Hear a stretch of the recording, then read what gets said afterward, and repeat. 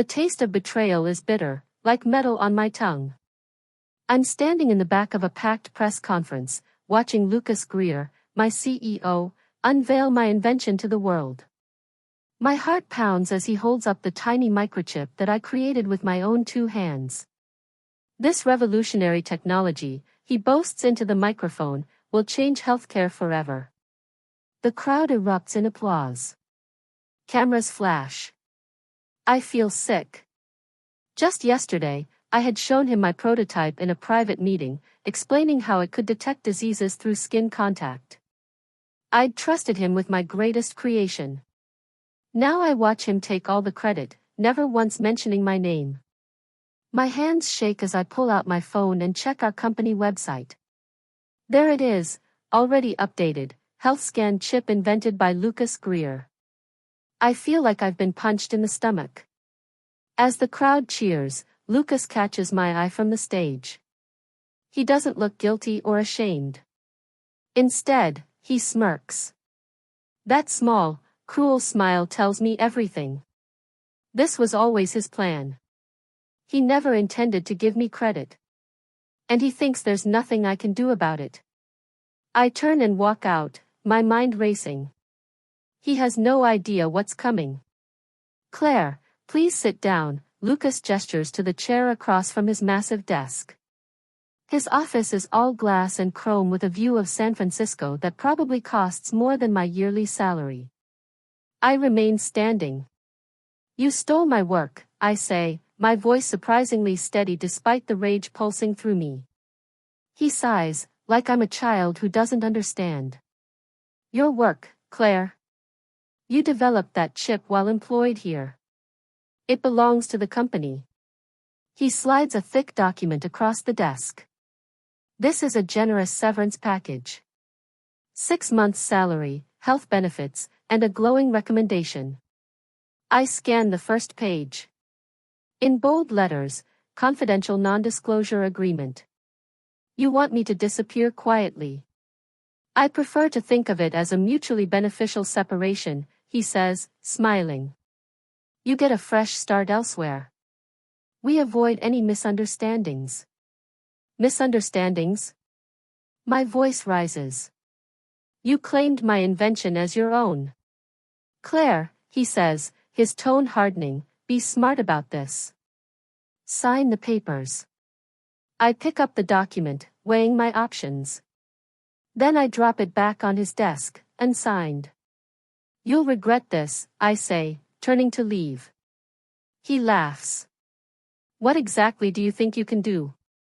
My apartment feels smaller tonight, the walls closing in as I pace from room to room. I've been locked out of all company systems. My emails are gone. My prototypes, confiscated. On paper, it's like I never even worked on the project.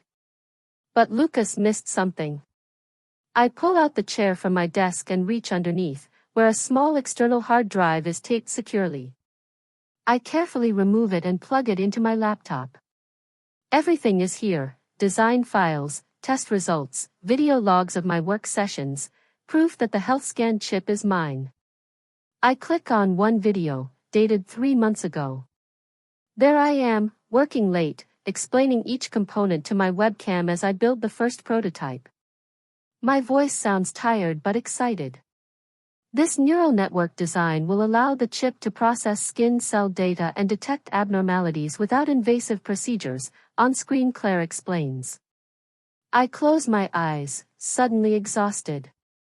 Lucas has the company, the lawyers, the money. What chance do I have? My laptop pings with a new email from an address I don't recognize. Subject, they're watching you. Message, delete everything now. I wake to the sound of splintering wood. My apartment door crashes open. Heart racing, I grab my phone and hide in the closet, peering through the slats. 2 men in black sweatshirts move through my apartment with frightening efficiency. They're not stealing my TV or jewelry. They go straight for my tech, laptop, tablet, even old hard drives. Find the backup, one man mutters. Greer says she has everything backed up somewhere. I press my hand over my mouth to stay quiet. The external drive with my proof is in my purse, pressed against my side. They ransack my desk, flip my mattress, but eventually leave without finding it. When I finally emerge, my apartment is in shambles. I call the police with shaking hands. The officer who arrives barely looks around. Probably just random thieves, he says, handing me a case number. Later, when I call the precinct to follow up, they have no record of any Officer Jenkins or my case number. I get it now.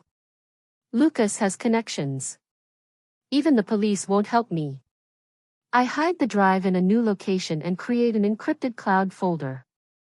I upload one critical file and name it Phoenix 49, proof. The game has changed. Sleep evades me as I huddle in a cheap motel room paid for with cash. My fingers fly across a new laptop I purchased from a pawn shop. Nobody can trace this back to me. Lucas thinks he's won, that he's erased all evidence of my work. But he doesn't know about the failsafe I built into every health scan chip, my insurance policy. The code appears on my screen, a complex string of commands I embedded deep in the chip's operating system. It's a digital time bomb. Unless someone enters my personal authentication key every 30 days, the entire system will shut down. Not just one chip, all of them. I check the countdown. 16 days until the first authentication window closes. Lucas has already begun mass production. Soon, these chips will be in hospitals and clinics worldwide. And on day 31, they'll all stop working simultaneously. I could stop this. I could reach out to Lucas now, explain the fail-safe, negotiate for credit and compensation. Instead, I close my laptop and whisper, "Tick-tock, Lucas." Sometimes, the only way to be heard is to make a very loud noise. I watch the launch event on my laptop, huddled in the back corner of a coffee shop. HealthScan is everywhere, on morning shows, in medical journals, trending on social media. Lucas basks in the spotlight, accepting praise and fielding questions with practiced humility. "We're revolutionizing preventative healthcare," he tells a reporter. "Imagine detecting cancer before symptoms appear." The stock price soars. Investors fall over themselves to get a piece of the action. Doctors rave about early results. Lucas is hailed as a visionary genius.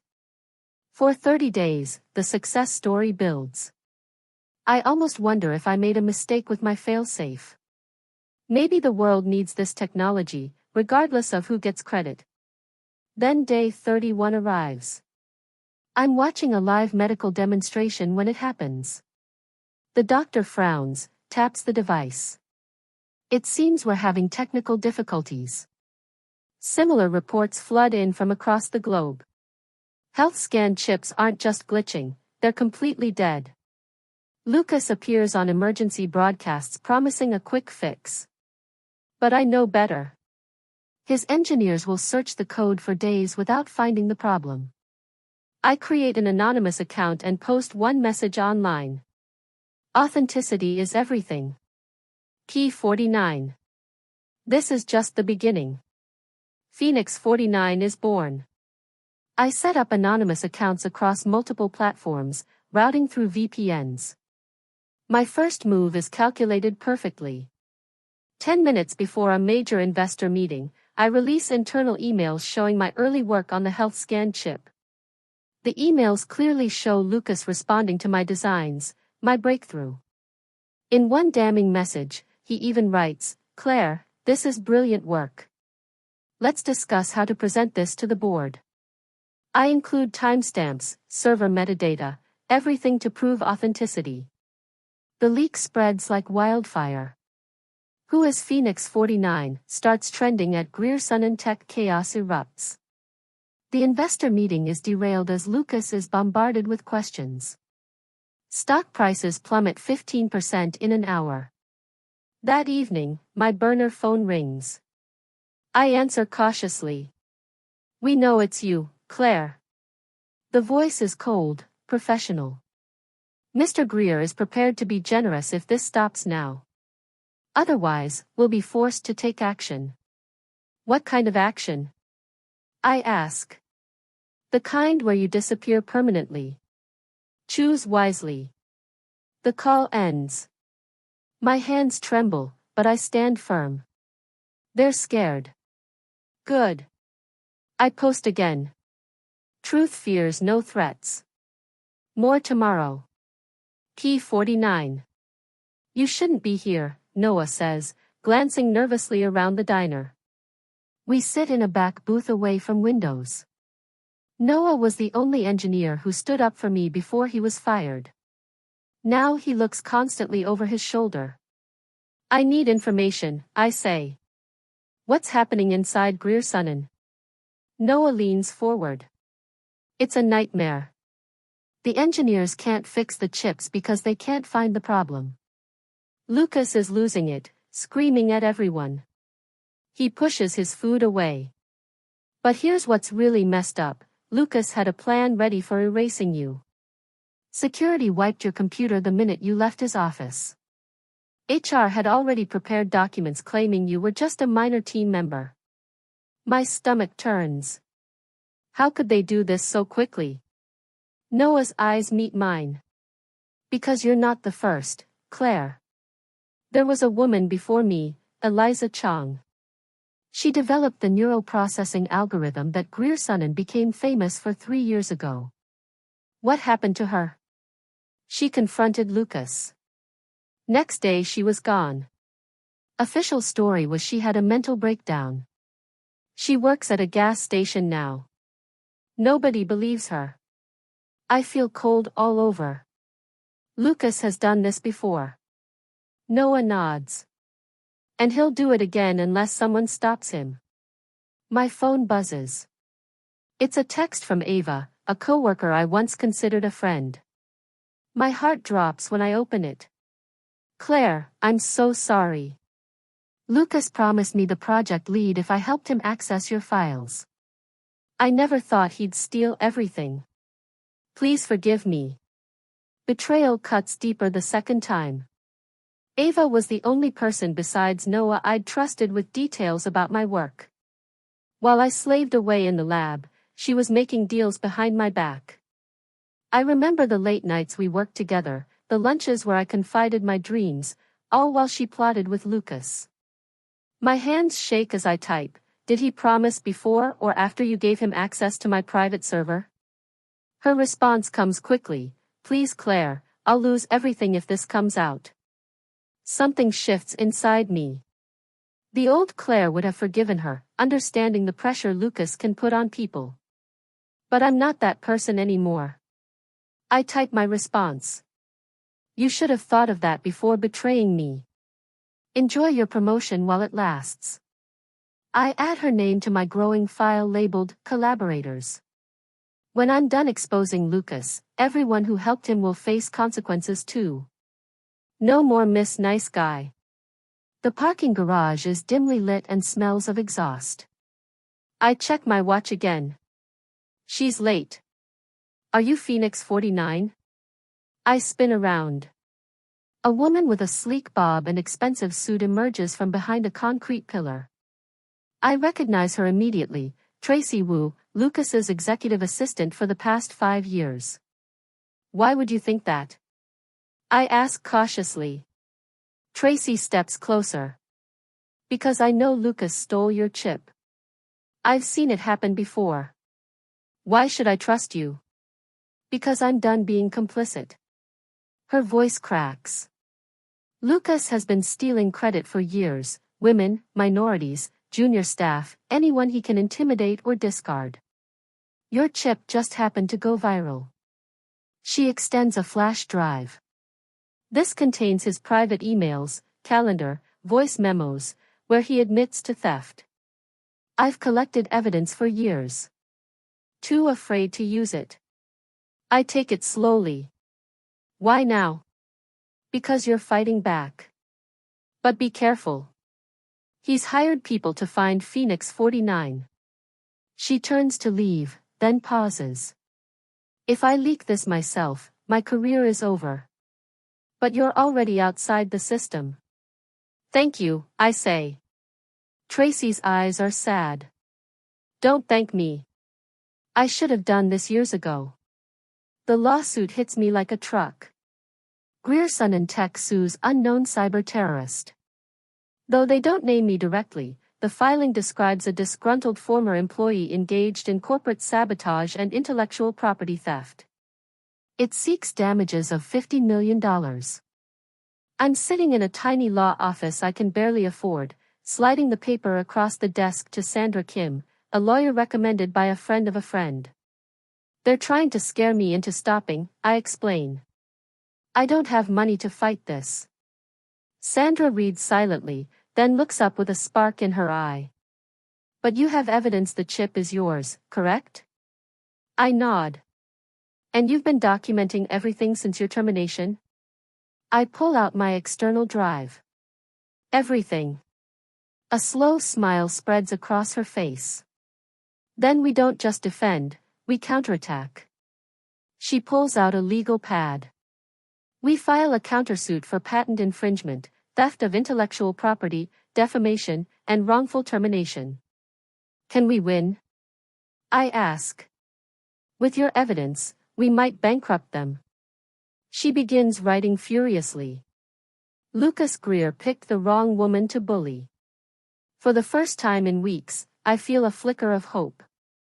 Maybe the system can work for me after all. Then Sandra looks up, eyes bright with battle light. Let's make him regret the day he met you. The courtroom falls silent as my lawyer calls for Exhibit A to be shown. The large screen at the front of the room flickers to life. There I am in my home office, working on the health scan prototype. The timestamp in the corner reads April 15, 9:47 p.m., exactly 24 hours before Lucas's big announcement claiming he invented it. In the video, I'm explaining every component as I work, occasionally holding parts up to the camera. My voice is clear, this neural pathway design is unlike anything currently on the market. The microsensors can detect cellular changes through skin contact alone. I sneak a glance at Lucas. His face has drained of color. His lawyers are frantically whispering to each other. The judge leans forward, eyes narrowed. Mr. Greer, in your filing you claim to have developed this technology over 6 months of personal work. Yet Miss Monroe appears to have a fully functioning prototype before your announcement. Lucas's lawyer stands quickly. Your Honor, we have no way to verify when this video was actually recorded. This could easily be fabricated. My lawyer smiles. That's why we also have the original email Miss Monroe sent to Mr. Greer with her designs attached. Server timestamps authenticate both the sending and opening times. The judge's eyebrows rise. The courtroom begins to buzz. Lucas is desperate.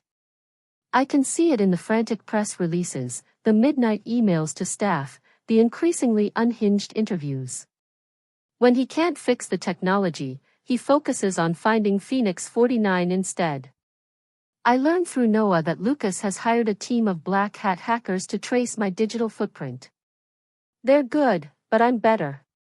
In my motel room, surrounded by laptops and specialized equipment, I set up an elaborate misdirection.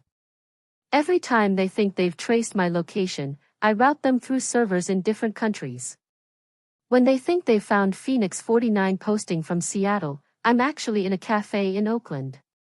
When they raid an apartment in Denver, I'm working from a library in Sacramento. It's a digital shell game, and I'm always 3 steps ahead. My latest trick is my favorite. I've created a false electronic trail leading to Iceland. The hackers take the bait, and Lucas triumphantly announces to his board that they've located the cyber terrorist. I watch the news report of Grierson and security consultants boarding a plane to Reykjavik while sipping tea in my new temporary apartment. By the time they realize they've been duped, I'll have released the next batch of damning evidence. This cat-and-mouse game is exhausting but necessary. I can't win if I'm caught. And I absolutely intend to win. You don't know me, but I know you, says the voice on the phone. I almost hang up, but something in her confident tone makes me listen. My name is Isa Vega. I was on Griersonen's board of directors until Lucas pushed me out for questioning his ethics. I remained silent, suspicious of another trap. I've been watching this Phoenix 49 situation, she continues. The technical breakdowns in those leaks, only the chip's inventor could know those details. It's you, isn't it, Claire? How did you get this number? I finally ask. She laughs softly. I have resources. More importantly, I have capital. Lots of it. To help you take Lucas down and build something better. Her voice becomes serious. I recognized your genius the moment those specs leaked. Lucas didn't invent that chip. It doesn't have his fingerprints. It's too elegant, too compassionate in its design. My throat tightens.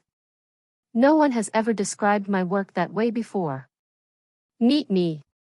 Tomorrow, 2 p.m., Golden Gate Park by the conservatory. I'll be wearing a red scarf. Come alone. She pauses. I can fund your own company, Claire. We can build the future Lucas tried to steal. I should say no. It could be a trap. Instead, I hear myself say, I'll be there. The fake investor call is my most audacious move yet. Using advanced AI voice synthesis and deepfake video technology, I create a convincing recording of Lucas seemingly confessing everything to a potential investor. Of course, I didn't actually invent the chip, fake Lucas says casually. I took it from a female engineer who was naive enough to show me her prototype. By the time she realized what happened, I'd already erased her contributions.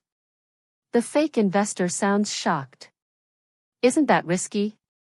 Who's going to believe her over me? Fake Lucas laughs. I'm the CEO. She's nobody. I make the video just convincing enough while including subtle tells that experts would eventually identify as fake. It doesn't matter. The damage will be done before anyone can prove it's not real. I leak it from an untraceable account the night before a major shareholder meeting. Within hours, Griersonen lied is trending worldwide. The company's PR team scrambles to claim the video is fabricated, but doubt has been planted. Lucas demands an emergency press conference to address the malicious fake video. What he doesn't know is that I've hacked into that system too. When he thinks he's speaking live to reporters tomorrow, he'll actually be talking to an empty room while I control what viewers see. The trap is set. The resignation email was the tipping point. Tracy finally took her stand, sending a company-wide message that landed like a bomb. After 5 years as executive assistant to Lucas Greer, I can no longer support a leader who builds his success by stealing others' work. I've typed his lies for years. Today I typed the truth. The email included a Dropbox link to dozens of voice recordings, calendar entries, and documents proving Lucas had systematically taken credit for employees' work, including mine. By mid-morning, 3 senior engineers had resigned. By afternoon, the exodus had become a flood. People are posting their resignation letters online with the hashtag #IStandWithClaire. Inside Griersonen's headquarters, panic reigns. Lucas has barricaded himself in his office, emerging only to fire anyone he suspects of disloyalty. The HR department can't process resignation forms fast enough. A tech journalist calls it the fastest corporate implosion in Silicon Valley history. Griersonen's stock has fallen 40% in a single day.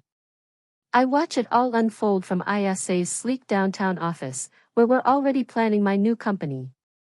Part of me feels sorry for the innocent employees caught in the crossfire. But another part knows this is necessary. Some structures need to collapse completely before something better can be built. I post one final Phoenix 49 message: the truth fears no investigation. Key 49. The lights of the television studio are blinding. The makeup artist gives my face one final touch-up before the red light on the camera blinks on. I take a deep breath. This is it. Today we have an exclusive interview with Claire Monroe, the engineer claiming to be the real inventor of the revolutionary health scan chip. The host begins. Claire, you've been operating anonymously as Phoenix 49. Why come forward now? I look directly into the camera. Because truth needs a face. My name is Claire Monroe, and Lucas Greer stole my invention. For the next 30 minutes, I methodically present my evidence, the prototype videos, the email trails, the testimonials from former colleagues.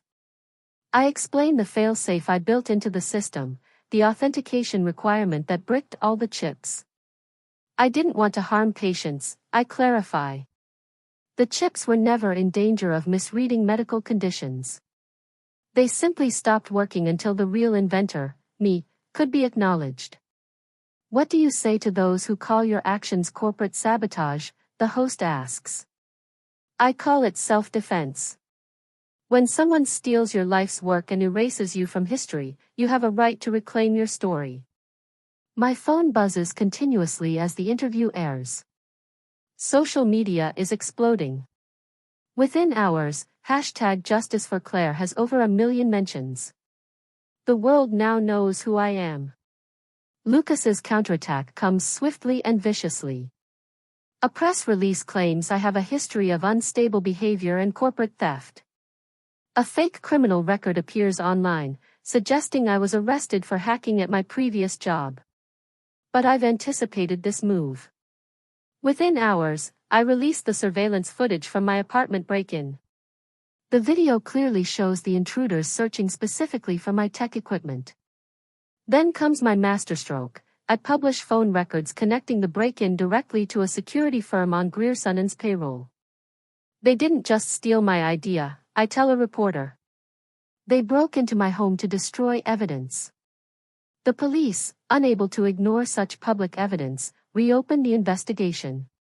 This time, real officers arrive at Griersonen headquarters with warrants. Meanwhile, former colleagues begin speaking out. Claire was the most brilliant engineer I've ever worked with, says one. Everyone knew she created the health scan technology. Lucas makes fewer public appearances now. When cameras do catch him, he looks haggard, unshaven. The board has called an emergency meeting to discuss his future. I receive a text from Tracy, they're talking replacement. It's happening. For the first time since this nightmare began, I allow myself a genuine smile. Justice is coming faster than I expected. But my work is far from finished. ISA's downtown office has become our headquarters. The glass-walled conference room is filled with familiar faces, Noah, who stood up for me, Tracy, who exposed Lucas's lies, and 4 other ex-Griersonen employees who reached out after my TV appearance. Welcome to the founding team of Monroe Medical Technology, ISA announces. Each of you is here because you believe in Claire's vision and because you've proven your integrity. The energy in the room is electric. These aren't just colleagues, they're believers, people who risked their careers to stand for what's right. We spend the day outlining our improved version of the health scan technology. With Noah's engineering skills and Tracy's knowledge of the market, we're making rapid progress. Our chip will do everything the original promised, but better, I explain, sketching on the whiteboard. More sensitive disease detection, longer battery life, and most importantly, affordable access for all patients, not just the wealthy. As the meeting wraps up, an unmarked envelope arrives at reception. Inside is a single note, they're watching again. The handwriting is unfamiliar. I share it with the team, and security is immediately tightened. Lucas is desperate, Noah says. He knows we're building something better than he ever could. I take the note to my desk as a reminder, victory isn't secured until we cross the finish line. The Trojan horse is my most elegant strategy yet. Through careful planning, we plant a junior developer named Max inside what remains of Griersonen Tech. His mission, feed Lucas exactly what he wants, what appears to be stolen code from our new project. Lucas takes the bait. Desperate for a win, he rushes the new technology into production without proper testing, hoping to beat us to market. He thinks he's stealing from us again, I tell my team as we monitor the situation. But what he's actually launching is a sophisticated dud. The code looks legitimate on the surface. It passes basic quality checks. But embedded deep within are deliberate flaws that will cause the system to fail spectacularly when deployed at scale.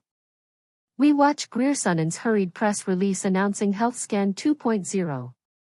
Lucas appears on morning shows claiming a complete rebuild from the ground up. The stock temporarily rallies. Then comes launch day. Hospitals report immediate failures. The chips don't just stop working, they display wildly inaccurate readings. A healthcare conference demonstration ends with the device showing that the perfectly healthy presenter has 6 critical conditions. The footage goes viral. Medical professionals publicly question Lucas's competence. Regulatory agencies announce investigations. Check, I whisper, watching the chaos unfold on multiple news screens. One more move until checkmate.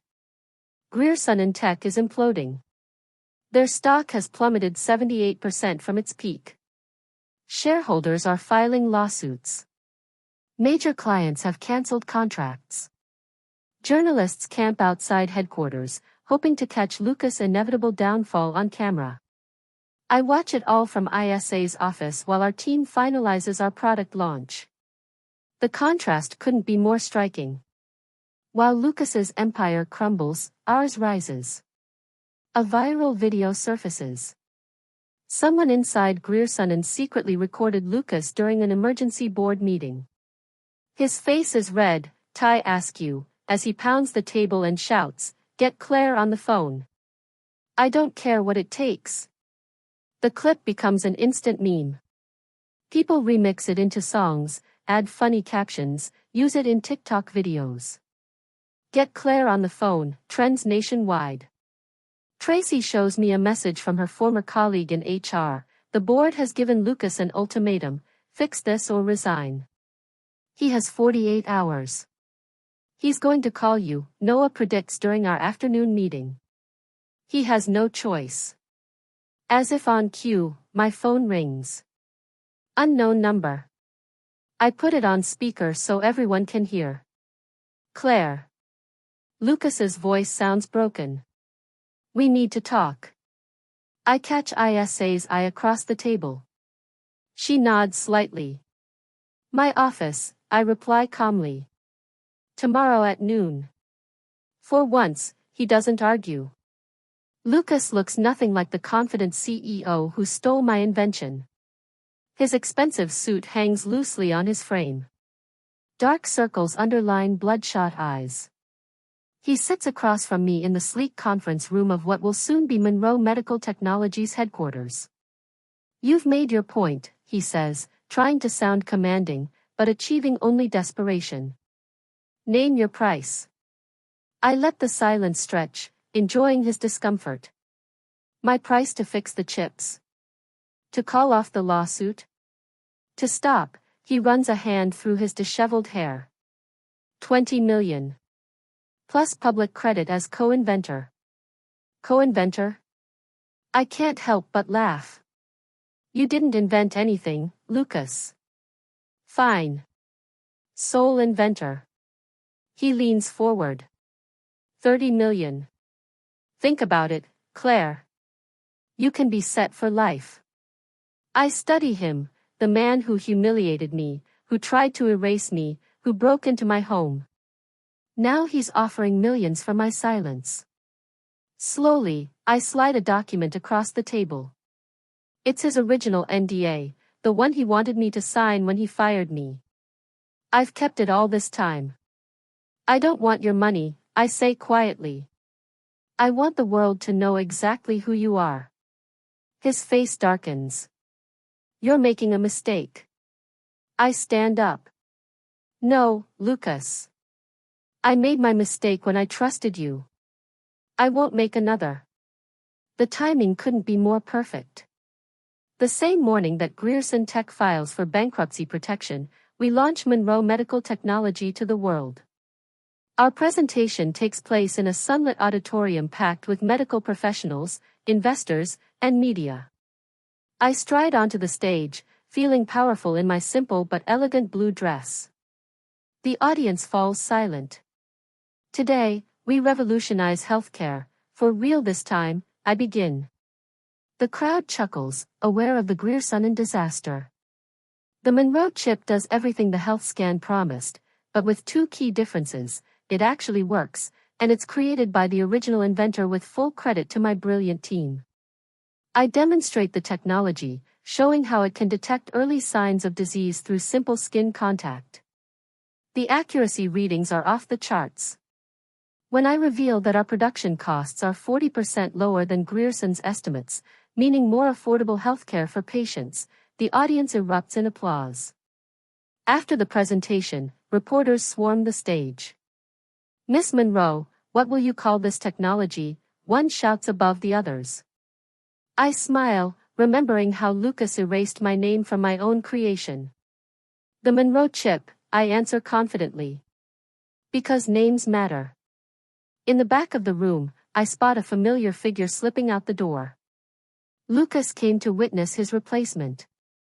I feel no satisfaction in his defeat, only relief that justice has finally prevailed. "What we've shown you today is just the beginning," I tell the crowd during our extended demonstration. The large screen behind me displays real-time health data from our volunteer. The Monroe chip can currently detect markers for 50 different diseases, from diabetes to early-stage cancer, all through non-invasive skin contact. Gasps ripple through the audience. A doctor in the front row shakes her head in amazement.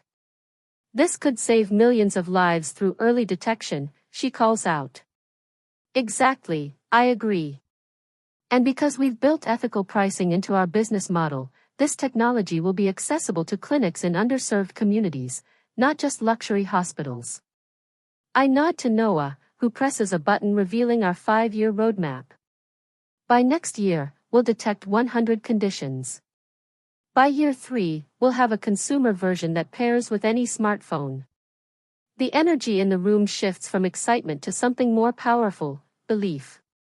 I can see in their eyes that they're not just witnessing a product launch. They're witnessing a healthcare revolution. Investors surge forward after the presentation, checkbooks practically open. Our initial funding round is oversubscribed within hours. Ella joins me on stage as cameras flash. "This is just the beginning," she announces, her arm around my shoulders. "Claire Monroe isn't just creating a product, she's creating the future." The audience rises in a standing ovation.